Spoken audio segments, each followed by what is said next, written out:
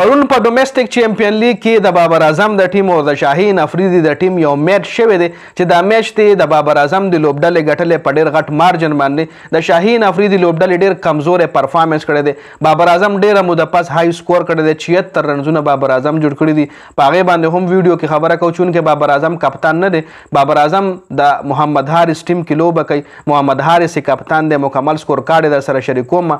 طیب طاهر هم ډېر زبردست بیټینګ کړی دی. مطلب د حارث ټیم چې کوم دی ښه ټیم ولا حارث له میلاو شوی دی. مکمل سکور کارډ نه به تاسو له اندازه وسي چې چا ورسره ښه بیټینګ کړی، چا ورسره ښه بالینګ کړی. ډېر ټایم نه خرابو، په سکور کارډ راځو تاسو له په سکرین باندې ښکاري جي. لومړنی بیټینګ چې کوم دی د محمد حارث لوبډلې کړی. د محمد حارث د ټیم سټیلینز نوم دی. شان مسعود ورسره 41 رنزونه کړي دي. یاسر خان 14 رنزونه کړي دي. شان مسعود او یاسر خان اوپننګ کړی دی. په ون ډاون بابر اعظم راوتلی چې 76 رنزونه کړي دي په 79 بالونو باندې.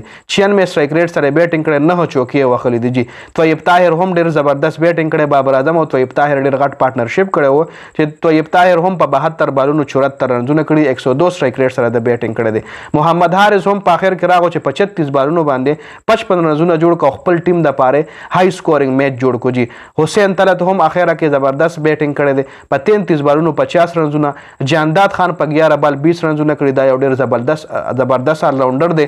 په پی اس ایل کې لاهور قلندر سره گیم کوي. ټوټل سکور چې کوم دی د محمد حارث لوبډلې 336 رنزونه جوړ کړي 50 اوورونو کې جی.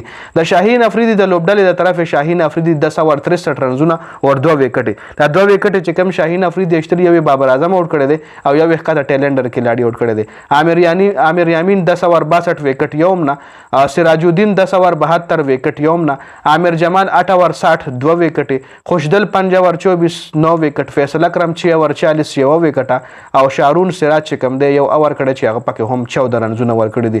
نو خبالم خو د وکټ لحاظ سره شاهین او عامر جمال کړي، نور ټولو چې کوم دی مطلب اکانومي ډیر هاي اکانومي سره بالینګ کړي دي. بیا ورپسې د شاهین افریدي لاین کینګز چې کوم د لاینز د شاهین افریدي د ټیم لاینز نوم دی. دوی ورپسې چې بیټینګ راغلی دی نو دوی ورپسې ډیر کم سکور کړی دی جی. سجاد علي ورسره په 0 آوټ شوی دی. امام الحق 78 رنزونه کړي په 83 بالونو باندې زبردست اننګز کړی دی. عبدالله شفیق په 9 رنزونه آوټ شوی دی. عمر بن یوسف په 2 آوټ شو. شارون سراج 28. خوشدل شاه 19. عامر یامین 22. عامر جمال 0. شاهین شاه افریدي خپل 22 رنزونه کړي دي. سراج الدین 10 رنزونه او فیصل اکرم په 1 رنز باندې نټ آوټ پاتې شوی دی جی. 203 رنزونه ورپسې دی جوړ کړل. 336 رنزونو پسې دی 203 رنزونه جوړ کړل. په 133 رنزونو باندې د شکست خوړو په دې میچ کې. اوس کوم راشو ورپسې د محمد حارث دی بالینګ وګورو. د سره محمد علي چې کوم دی زبردست بیټینګ زبردست بالینګ کړی دی. محمد علي د ملتان سلطان د پی اس ایل کلاډي دی چې اور 18 رنزونه 2 وکټې. جانداد خان په پی اس ایل کې د لاهور قلندر کلاډي دی چې اور 33 2 وکټې.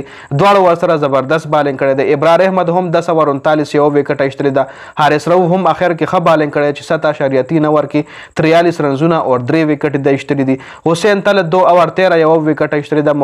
مهران ممتاز 8 اور 56 اور یو وکټه مهران ممتاز هم اشتري ده. دا میچ د محمد حارث لوبډلې ګټلې دی په 133 رنزونو باندې او د شاهین افریدي لوبډلې دا میچ بایللې دی جی. نو دا مکمل سکور کارډ د ویډیو کتلو زیاته مننه. والسلام.